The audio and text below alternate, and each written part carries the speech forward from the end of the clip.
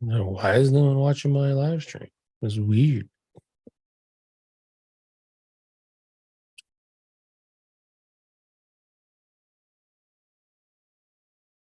There. All right. So, as I was saying, so Systrix by their own admission, they don't want to or don't intentionally set locale. And let's be fair to Systrix, it's feasible. It's not feasible to do that because they're checking everybody's. They're checking the algorithm and then sorting and classifying based off of where the page is in the algorithm, and they're doing it in what am I looking for? They're doing it nationally because they don't know specifically. They don't want to have to set up the programmatic methods of saying, "Oh, this is roofer for Dallas," and so they use programmatic updating. Morning, Skyler. To get the true local result that a Dallas user would be getting. They just can't do it. So when you make when you're looking at their reports, like rankings could drop or rankings could go up, or it could say you're ranking and you're not, or it could say you're not ranking and you are, because of the way that API works. So all of this to say that if you're following someone like, let's say, Lily Ray, for example, and she offers all of these great insights based off of Systrix data, just know that all her great insights are based off of entirely flawed data that that are not verified. Like she from as far as I could tell, there's no effort made by a lot of these people that are relying on these tools to make a cognizant effort to go actually verify that the Systrix data is correct. And when asked, they just crickets. So be careful if you're making assumptions on what happened, or you're listening to people that are making assumptions on what happened based off of Ahrefs, Majestic, SEMrush, Systrix, SERP Robot, SERP whatever the god you're using, because those tools are limited in their capabilities and are not going to show the accurate results of rankings. Thus, if you're trying to make this is what happened and these are the sites that won and these are the sites that lost based off of that data, it's probably 50 to 65% correct guesses versus actual true guesses. Does that make sense? And if you're just joining us, I was having a great show on my other channel, but not this channel, the channel that no one watches, that no one subscribed to. So I did 15 minutes of awesome show. And if you should have been in the SAA version, because you get to hear all this stuff. Let's see. What else? What else can we talk about? I mean, usually I have questions by now, but I screwed that whole thing up. So, oh yeah, I'll go over the Google Trends again, just so you guys on the YouTube know that I get that fixed right. So this is the Cora Trends report, I guess is how you want to call it. So basically, let's say you do, in this case, I have 3 reports in this particular folder, but theoretically, if you want to have a good understanding of what an algorithm update did to your niche, and in your keywords in particular, you want at least 50 to 100 of these reports, okay? So you get a nice sample size. So you run 50 to 100 of these reports, and you run this Cora Trends report. And what happens is it goes into those Excel files and it sees number of factors used. It was in 3 samples.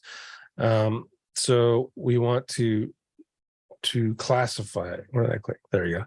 And so it was in 3 samples, so it's in all of them, and then it figures out all this math stuff. But the number that I'm looking for here is usage number. It's got to be pretty high. I want people to use it And then I look and see how many samples that factor is in, and you can keep going down and down and down, but there's at some point that you're just kind of wasting your time. So I like to stop when I notice that the numbers change. There's some thing in there that the numbers change. And then in this example here, 124 is kind of where we stop, because there's the first number 2 right there.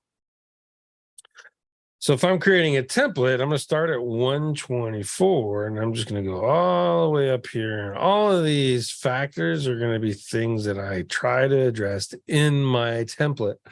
And let's pretend that this is a roofing company, City Roofing. So Dallas Roofing, Houston Roofing, whatever, right? So if I'm doing a roofing page to generate leads, I want to consider SEO, I'm going to address most of, or not all, or all of these 124 factors in that template. And this is really, it's more structure than it is content. So entities and sentences, clean Yake words, this stuff right here, word count, I take care of all that in ClearScope, but I'm talking more structure. Let's say, see, distinct factors used. I'm going to take care of a lot of that, but like H tags and div tags, meta viewport tags used. That's something that HTML we can address. Number of H2s, see, number of H2s there, LSIs and H2s. This is all structural that I can take care of in advance, and then the actual writing of the content will literally take care of the most of the rest of this for you off the bat. And then there's some other things like BR tags used. I look those up and see what the deal is, but I want to address all of those. And that's how you use this Geo Trends report. Now, let's say you have these 30, you saved them. And in my case, these 3, and I saved them. A Google update comes. I run those 3 keywords again.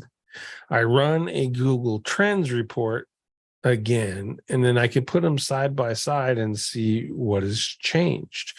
Or I can copy all this data and put it into CSVs and then create a Python script that says compare CSV1 to CSV2. And then in using CSV2 as the final data, tell me what moved up and what moved down, what line numbers moved up or what line numbers moved down, based off of the ID. So it's sort by the ID. And then, so you got to play with ChatGPT to figure all that madness out, or you could do that manually. The other tool that was really cool was Cora Diff, but you can't give Cora Diff to these HTML reports and see the difference, which sucks. But that would be a cool feature. All right, so we got that. So now you guys are all caught up. So let's ask some questions. Or answer some questions. And Christian, he's one. He found a domain that is expiring. It has multiple links from government websites, but in the last year, it had a blog PBN site with one outgoing link to a non-related domain. Should I keep my hands off, or can I try to catch it and use it as my own PBN? Looks like he didn't build any dirty links to it. If you didn't build any dirty links to it and the government links are still good, then you're fine. And then the outgoing non-related domain doesn't matter at all. That's not even an issue. But if it's still got the government website links, and it's still indexed, or you have some proof that it was indexed, well, it's kind of hard because it is expiring. So naturally, those expired domains do drop out anyway. So you're kind of, stuck with buy it and see if it works. And then if it doesn't work, then don't renew it. It's kind of the thing of with the expired domains. But yeah, as long as those backlinks are still there, you're still, at the end of the day, you're going to have to refresh the Google cache and let them know those backlinks are there by sending all of those backlinks to a indexer and getting them at least recrawled, and see that the domain, your domain or your possible domain, is back up and live. And that'll help get everything working. Decay, morning. NVD, good morning. Clint, do you know if Google's auto suggest rank by volume or random? It's based off of usage. It's looking to see what they're doing the most.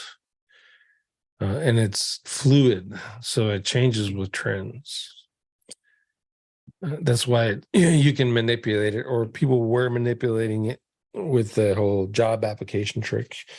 If you want this job, you have to do some steps and prove to me that you can follow instructions. Go to google.com, type in this exact phrase, type in, don't copy paste, type, and then click on website something.com. Go to that page, click find the about page, go to the about page, and look at the biographies that are there and write your own biography based off of the template that we've used there. So that would, if you do that and get enough people to do it, whatever you had them type would trigger that auto suggest field.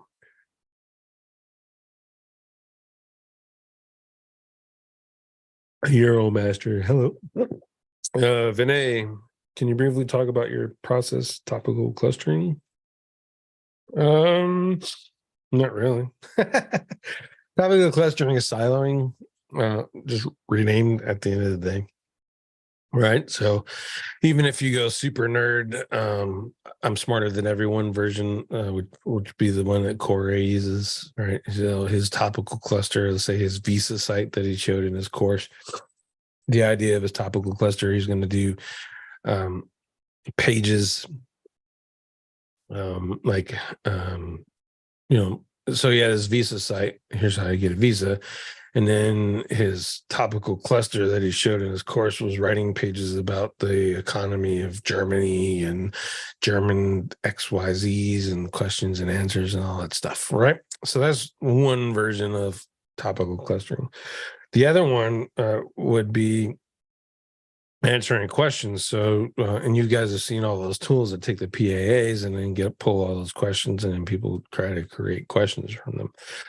And that topical clustering was actually working very well. And then Google's like, we see what you're doing, clowns, and then just smack the dog crap out of all those websites.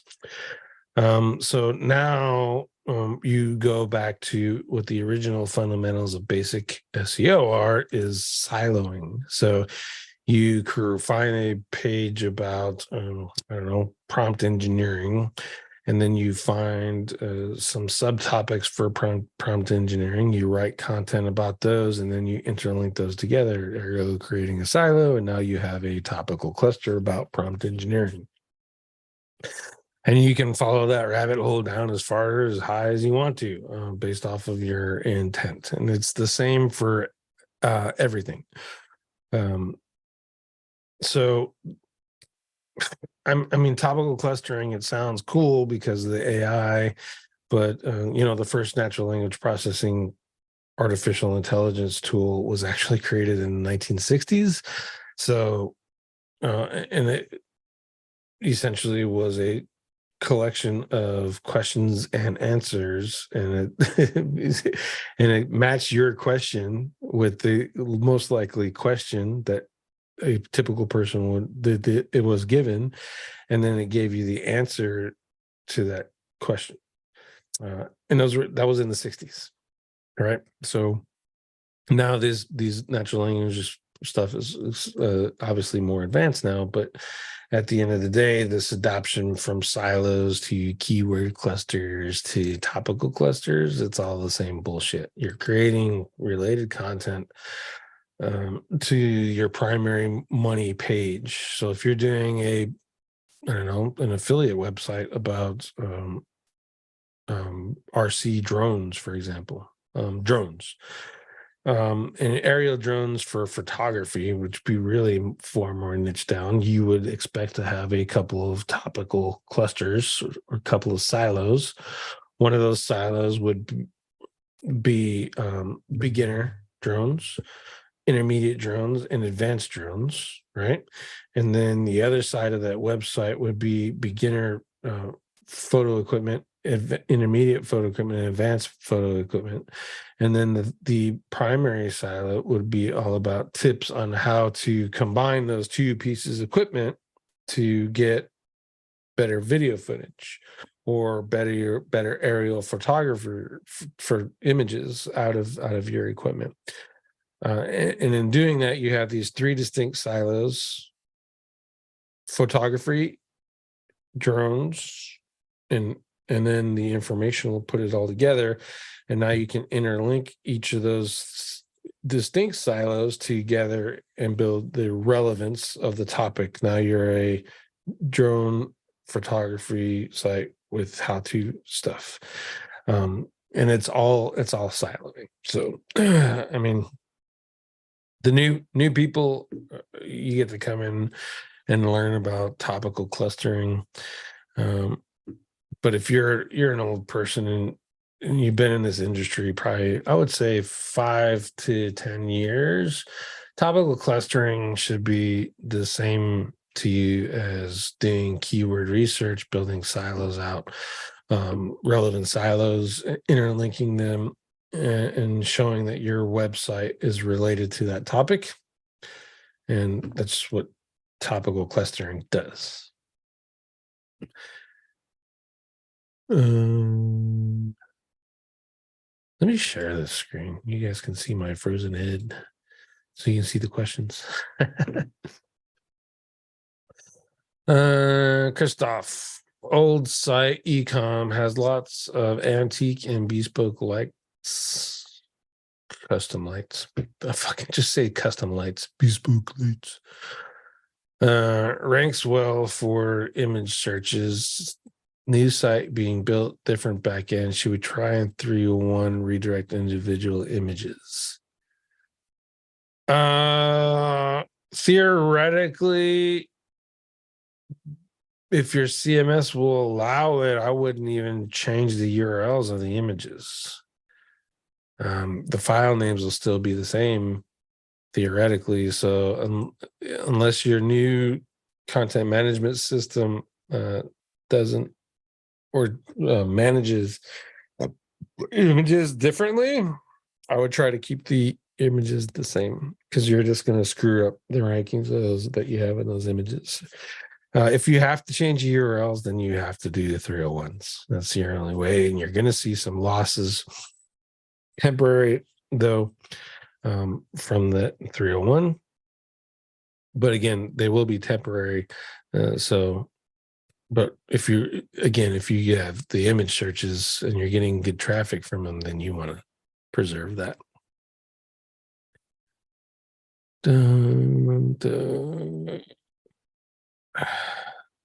Thanks, Pappas.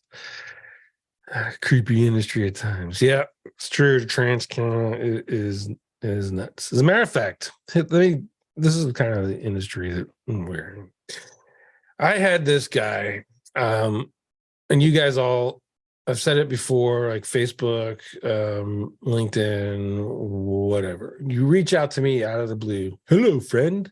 I'm blocking you instantly. I'm not listening to you. And I had this jack off, and he went to all of my Facebook pages and all of my personal account. Hello, friend. Hello, friend. Hey, I'm poor and I want a job. Give me a job.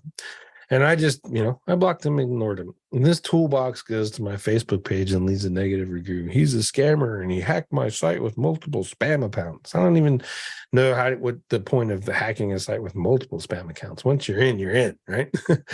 But these fucking douchebags, and I'm going to say it straight out, they think they're entitled and they can reach out to you. And at some point that if you ignore them, they will leave fake reviews. And then you go to Facebook or Google or whatever and go, look, this is clearly a fake review. They're just harassing, the profile is fake, etc. And you can't even do that. You can't even say that when you report them, because all it is check a box. Is it spam or is it harassment or whatever? And that's it. You don't get any other thing. And then those clowns that are reviewing don't bother to even do any due diligence and just leave that up there and hurt your business. So to all of you people that are watching or get to watch this in a video, and if that's your method of how you deal with things, then here's a big ass kiss my ass from you. You can go drop all the negative reviews on my maps, and I don't give two fucks about maps. You can do it on Facebook profile page. I don't give a fuck. I ain't gonna hire you. I ain't buying your fucking links, so stop sending me messages. How's that sound? I'm not gonna get monetized today for that. All right, where are we at? Boris, do you have an idea how does a video verification in GBP work? Can I verify with the video in GBP without being there? Boris, I do not know. I hate maps. So when I work with them, they're already verified and stuff. Now, I will say we had a guy over that was doing all our franchise stuff, and essentially they made a video, the franchisee made a video, and then it got uploaded, and then they reviewed it.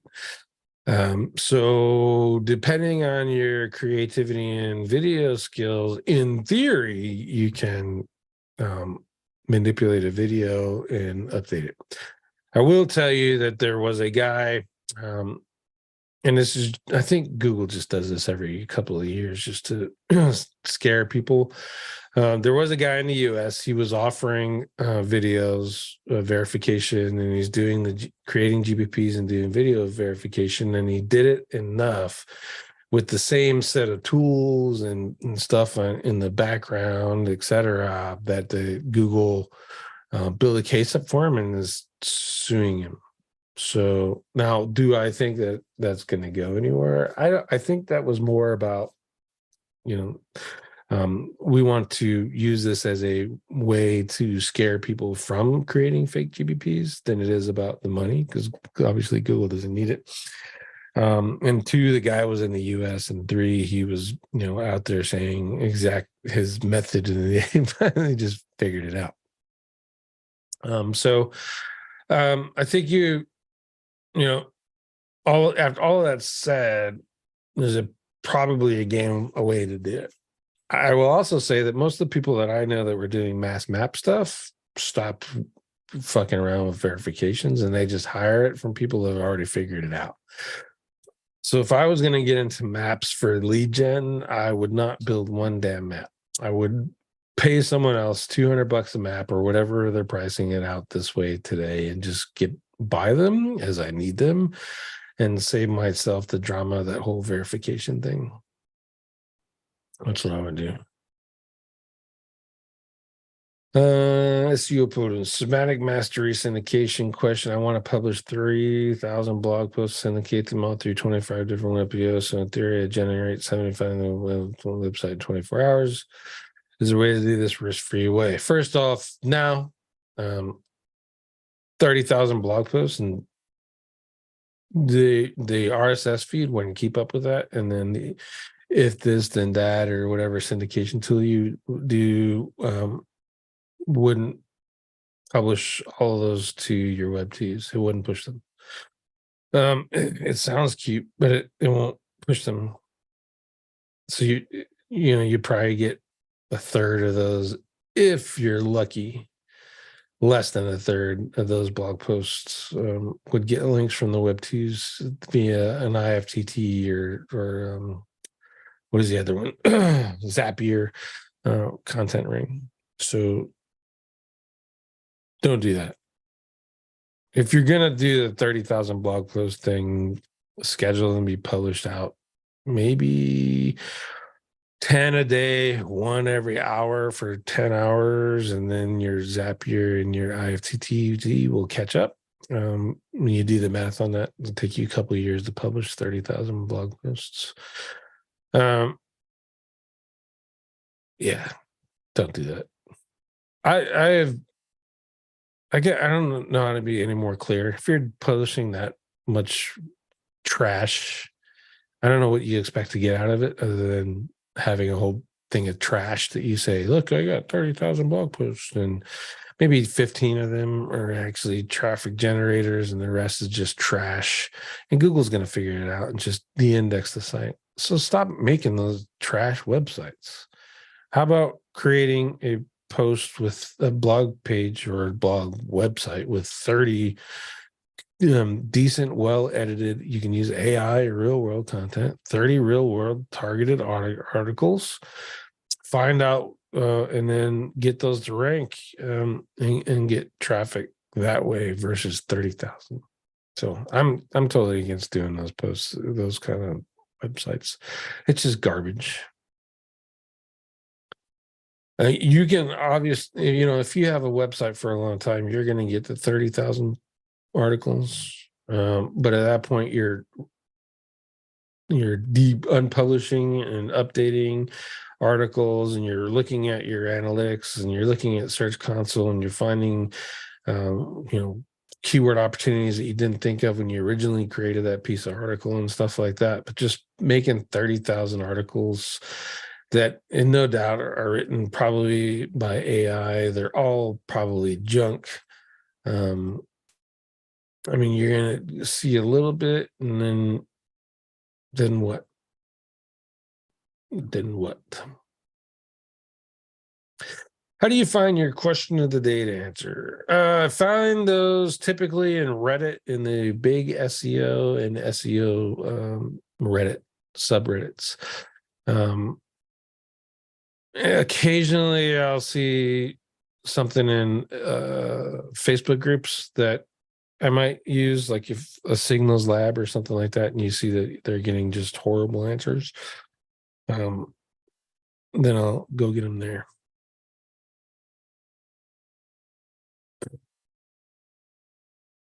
See, is it a good idea to send my backlinks to Indexer every 6 months to give Google a reason to call them? I don't think so, Online Ninja. If they're the ones that you paid for, let's say you're using, I don't know if he does it anymore, but Matt Diggity used to charge monthly for his PBN links. So you buy 10 PBNs links, and every month you'd pay $50, whatever that is, or whatever the price was, right? So if I'm paying for them, then yeah, you might want to do that just to make sure you get the value out of them. If it's your own PBN and stuff like that, if you have the interlinking done, you have that, or you have a team that's can do the interlinking for you and manage that, then you don't necessarily need to do it. But for the most part, I wouldn't bother with that, because you're going to be getting new links anyway, and it's called link decay. So new links come in, old links go out, and it's just kind of the way of the internet. So doing that with your old stuff, probably not a useful, an effective use of your money in the indexers, and if that makes sense. How long does it take before internal linking silo gives a ranking boost on the target page? I've written 5 Geo pages that internal link to the target page. So you're there. Make sure that those 5 Geo pages also interlink to each other. And then if you don't want to do external links just yet, just make sure that send them to an indexer like Omega, the 5 internal pages, and then leave the money page and those 5 Geo pages alone. And I watch, and typically 2 to 3 weeks, I got my answer of how many Geo pages I can build and still get rankings. So digitally, as famously said, I build 5 Geo pages, and if I build 6 doesn't help. 7 doesn't help. 8 doesn't help, right? So there's kind of a limit for Digitally, and it's 5. So doing that test ninja that way, create the 5 Geo pages, make sure all 5 Geo pages interlink to each other, not just one link, like Geo page 1 links to Geo page 2, 3, 4, and 5. Geo page 2 links to Geo page 1, 3, 4, 5. Got it? And then they all link to the target page. And then leave it alone for 3 weeks and see where your rankings are at. That'll tell you how powerful your domain is. It'll tell you how your interlinking plan is going to work for your website and your market. And then it'll also tell you about your anchor text stuff. Can you go straight exact match to the target page with all 5, which it's only 5, so you should be able to have no problem doing that. Or should you vary it out or stuff like that? So that in that one simple test, you learn all those things, and you don't have to waste your time creating 30,000 page blogs. You can do one target page and 5 geo pages, and you're going to rank because of the value of your template on your target page. Make sense? Hopefully. Oh, skip too far. Can I pick your brain? Yep. Pick your payment method. Crickets. That's funny. I like that one. That should be a t-shirt. Can I pick your brain? Yep. Pick your payment method. Now I'm saving that. Let's see. How do I save this? I'm going to make that a meme. That'll be a good AI meme. Can I pick your brain? Yep. Pick your payment method. All right. That's cool. Let's see. Yaks. Yet another crappy cloud service. I get 100 sites per month. Do I point them to all one target page, or how do I use them in a smart way?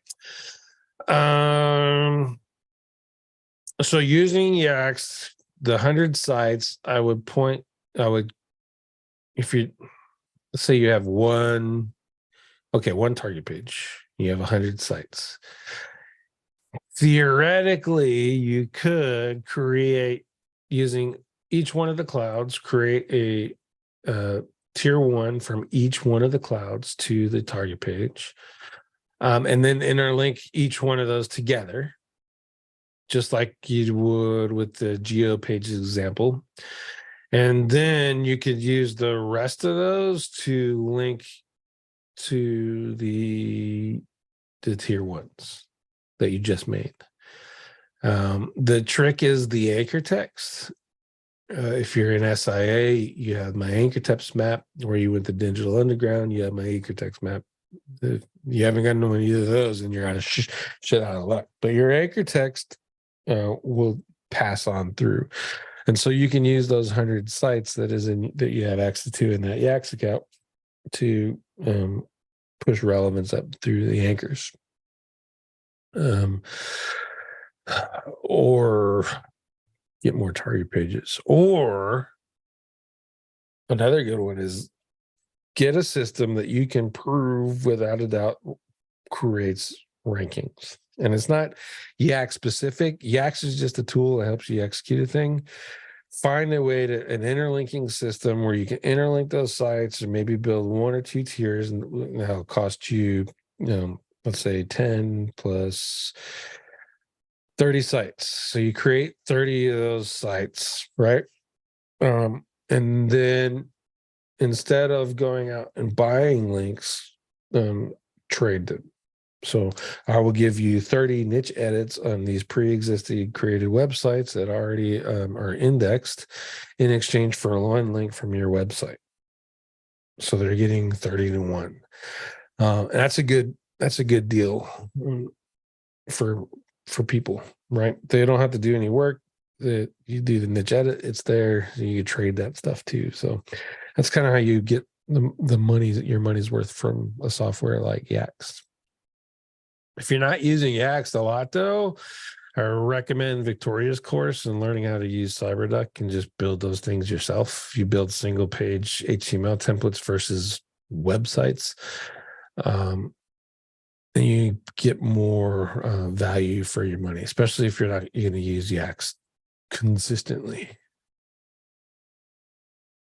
You can also use those 100 sites and create PBNs. Build them all with Yaks, upload them to just Amazon S3, make sure they work, buy expired domains, and then put the HTML files on your expired domains off of the clouds. Delete everything out of Yaks, rinse, repeat every time you get a new client, Just create. Well, in your case, you got 100 sites, but 100 domains a month would get expensive. But or you might not need that many. But that's another use for Yaks that you can do. How would you go about DNXing page recommend reputation management? Is spamming the death nasty links worthwhile? No, the spamming with the nasty links doesn't necessarily work. Garrett just did a thing on the SEO video show. We'll probably go watch that. And he talked about the poison well method. And there's a thing that I do for my reputation management stuff that is similar to the poison well method, but I'm not teaching it because it works. The last time I taught a reputation management thing that worked, it got roasted. So, but go listen to Dre's SEO video show and listen for Garrett teaching the poison well method, and then you can kind of figure out that. Starting WordPress website from scratch, what plugins should I install as a minimum? That's a good one. I like that question. So if it's a brand new website, iTheme Security Pro, I put that on there. Anti-malware by Eli, I put those on there. And there's security. WP Rocket takes care of your page speed. Smush Pro, that's the WP Muse version for image optimization. And then SEO Press Pro for SEO stuff. And from there, you're pretty good. You got security taken care of, your image optimization is taken care of, your page speed taken care of, and your SEO plugins are taken care of, and your sitemaps taken care of with just those. And after that, it's just based off of what your website is about. So, I mean, I've got some websites that only have those 5 base plugins, and I got a couple that are like, I went full retard and I got like 50 plugins. So, oh yeah, JP said he's got a new security plugin coming out too. So you got that. And I saw another one on AppSumo, Hide My WP Ghost, which does reading the documentation does the same stuff, or it's kind of the same stuff as iTheme Security Pro. But I've been an iThemes user and a Backup Buddy user forever. Those 2 plugins have saved my ass so many times. So I don't think I'll ever switch. But they're my favorite. And don't use WordFence. I mean, if you like your site hacked, then go ahead and use WordFence. But every site that I've ever cleaned up, in my limited ability to remove hacks, had WordFence on it. So that should tell you something.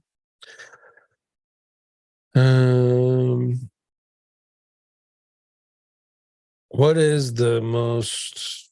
Oh, here's another question in here. Is WP Rocket worth money? Free alternatives are shit. So yeah, WP Rocket is worth the yearly. I pay yearly for it. Like $150. Yeah, security is owned by JP's. Don't use WordFence or security. Security is used by is owned by GoDaddy now, which is ironic because if you have a hosted site on GoDaddy and it gets hacked, they make you buy security to fix it. And if it's shared hosting and everyone's on the same server, if everyone didn't buy security to fix the issue, let's say they got in via someone else's account and that's how they got into the server and across those sites, it'll just rinse and repeat itself. So yeah, WordFence, security, they're all just junk. Keith, when you build backlinks to your tiers, how many tiers do you go? It depends on the competition, Keith, and what types of links do you build your tiers to? Never teaching that one.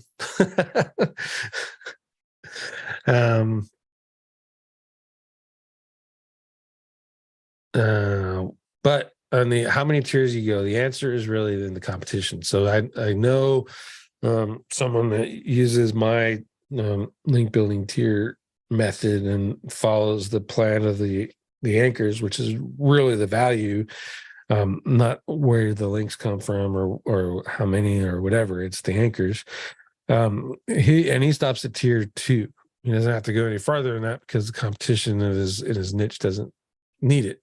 Versus like an adult in some of those spaces, I got to go down 5. Or if I'm trying to go for a broad keyword like roofer, and I want to rank wherever, JP and Charles and Andy and Skylar and Keith all search for roofer, I want to show up for roofer.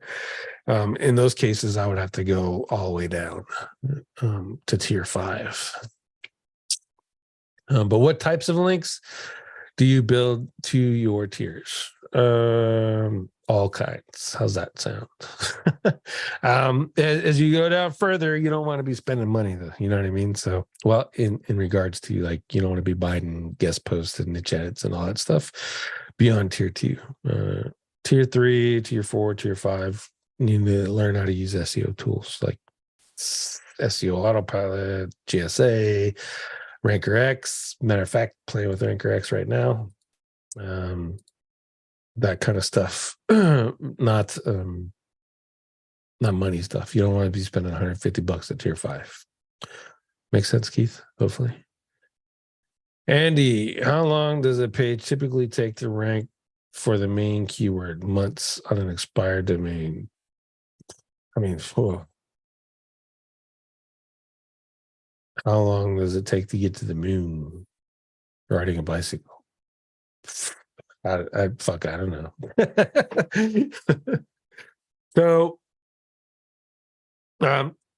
it's a funny question, Randy or Andy, because rank is, if it's in the top 100, so then it ranks. And if you did your keyword research right and you have the core right, and you build, some moderately decent tier 1s, I mean, you can just use PBNs. In theory, the first month it should rank for the main keyword. Now, how long will it take to rank number 1 or in the first page? Who could say? There's a lot of factors in there. Or maybe you just got an expired domain that was roasted by somebody else and there's no indication of it, and you bought it and it just won't rank. Could be just your expired domain is toast. So there's a lot of guesswork in questions like those. So I typically don't use a lot of those. Have you used CTR Booster for YouTube? Doesn't work. I have not, Charles. I bought CTR Booster and I have yet to even install it. And I've had it licensed for a while. But for these, I've been just using, well, I haven't built links to these in ages. But when I was doing it, I was using Money Robot. And I just did a test in SIA, and Money Robot for YouTube is still ranking the YouTube videos. So, but it's really a collection of the title tag, the description, and the tags. And then the view stuff, I know that there's value in getting views, but I'd much rather have my numbers real so I can know how many people are really watching versus screwing around with the views and stuff with CTR Booster, because then I'll never know what is the real, like, it's ranking. That's awesome. But how many people watched it? Hell if I know, because I had to rank it with CTR Booster. Does that make sense?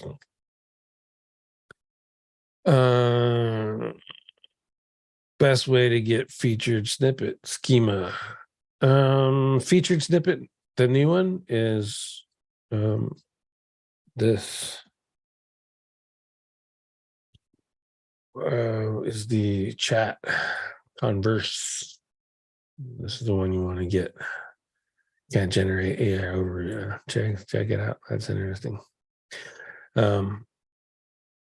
This is the SGE, and then this here is a theory that Corey came up with, like his 50 hours of trash. He's got 2 good points, and one of them was in when you're answering a question, how to create effective SEO strategy in 2023, in the first sentence, answer the question directly. The entire process of organizing the website strategy, blah, blah, blah, blah, blah. I've answered this directly. And then in this one, follow up with either expand on it or follow up with a cited resource. And that's how they're doing it. But if you go in here and click on this stuff, let's see if it'll highlight. There it is. You see that the old idea of have your question in H1 and then your answer in H in right below that, it doesn't necessarily work because you can see it's pulling it out randomly from wherever it wants to now, which I think is a little bit of Bard showing up in things. So to answer your question, Andy, I don't know. I don't even bother with featured snippets because if I answer what is the SEO strategy, and then I'm satisfied with that, I'm not going to read backlinko. I'm done. Oh, okay. That's the SEO strategy. Ta-da, done. It doesn't say what is a SEO strategy. It says how to create it effective. I don't want to know. I want to know what is an SEO strategy. That's the answer. That's the question that this search query is. SEO strategy. What is it? Here's what it is. All right. I'm not going to read backlinko now. It's given it to me in a featured snippet. So why would I intentionally want to go capture more of those on purpose? Who has a course about cyber? Victoria, Charles. I did a video on it. I want to say it was right before Digital Underground. So whatever Vegas, when did they go to Vegas? During that last hurricane that hit Yuma, Charles. Right before that week is when I released it, a review of it.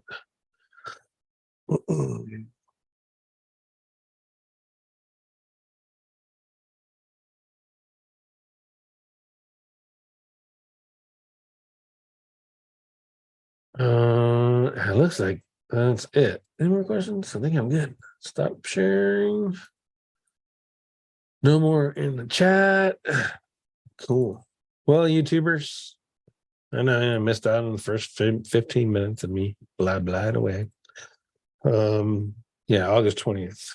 So look right before that, Charles, and you should be that's when I put the video on the channel because the link to your course is in there. I think she raised the prices. Oh, you found it? Good. I think she raised the price since then, but at the end of the day, she's sent out 4 emails after purchase. One was verifying it. 2 was what the hell is it? Was a new training video to add another cloud service.